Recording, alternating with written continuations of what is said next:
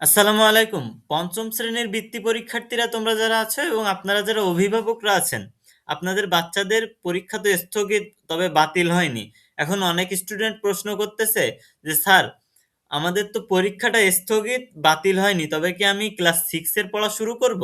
আবার অনেকেই দেখি কমেন্ট করতেছে যে ক্লাস 6 এর বই পড়া শুরু করে দিয়েছে ইতিমধ্যে। ক্লাস 5 এরটা আপাতত অফ রাখছে।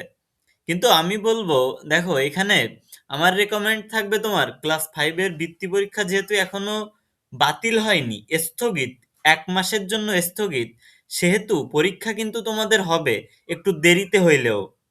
কেন হবে? কারণ এখনো বাতিল হয়নি এজন্যই হবে। বাতিল ঘোষণা হয়ে যাওয়ার পর তবে তারপর থেকে তোমাদের ৬ষ্ঠ শ্রেণীর মানে ক্লাস 6 এর বই পড়া শুরু করা উচিত। কারণ ক্লাস 6 এর এখনো দেখো বই বই দিবে এখনো তোমার সব বই দিবে কিনা ১ তারিখ থেকে সেটাও একটা বিষয়। সুতরাং সবাই কিন্তু সব বই পাবে না। আর ১ তারিখ থেকে যে বই পড়া ওইভাবে আগের মতো তুমি যেমন 5 এ ক্লাস 5 এ বৃত্তি পরীক্ষা যতটা হচ্ছে গুরুত্বপূর্ণ ততটা কিন্তু ক্লাস 6 এর ১ম থেকে এতটা গুরুত্ব দেওয়ার দরকার নেই আরকি। বর্তমানে তুমি ক্লাস 5 এর যে পড়া পড়তেছিলে ওই পড়াই পড়ো। কারণ এখনো ক্লাস 6 এ পড়ার অনেক টাইম আছে। ১ বছর টাইম। আর ক্লাস 5 এর বৃত্তি পরীক্ষা হয়তো ১ মাস পরে হইতে পারে। ওকে?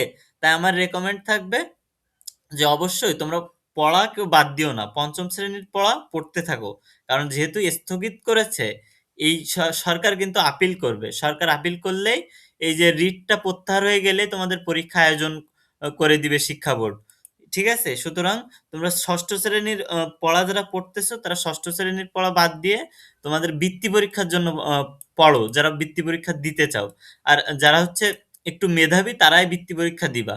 আর যারা মেধাবী না তাদের বৃত্তি পরীক্ষা দেওয়ার আসলে দরকার নেই। কারণ বৃত্তি পরীক্ষা দিয়েও আসলেও কোনো লাভ হয় না।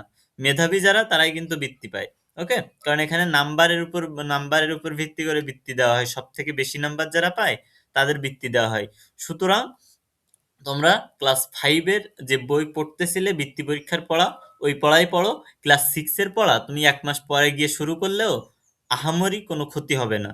কিন্তু তুমি যদি এখন ৫ম শ্রেণীর পড়া ছেড়ে দাও, কিছুদিন পরে যদি এসে ঘোষণা আসে সরকার থেকে যদি শিক্ষা বোর্ড থেকে ঘোষণা আসে যে পরীক্ষা আয়োজন করা হবে এত তারিখে, তারিখটা বলে দেয়, তখন কিন্তু ঝামেলায় পড়ে যাবা। ঠিক আছে? সবকিছু ভুলে যাবা আস্তে, আস্তে। যদি তুমি ক্লাস 6 এর বই পড়া শুরু করো, ক্লাস 5 এর আস্তে, আস্তে সবকিছু ভুলে যেতে থাকবা। সুতরাং ক্লাস 5 এর পড়া এখনো আ ইয়ে রাখো, কন্টিনিউ রাখো।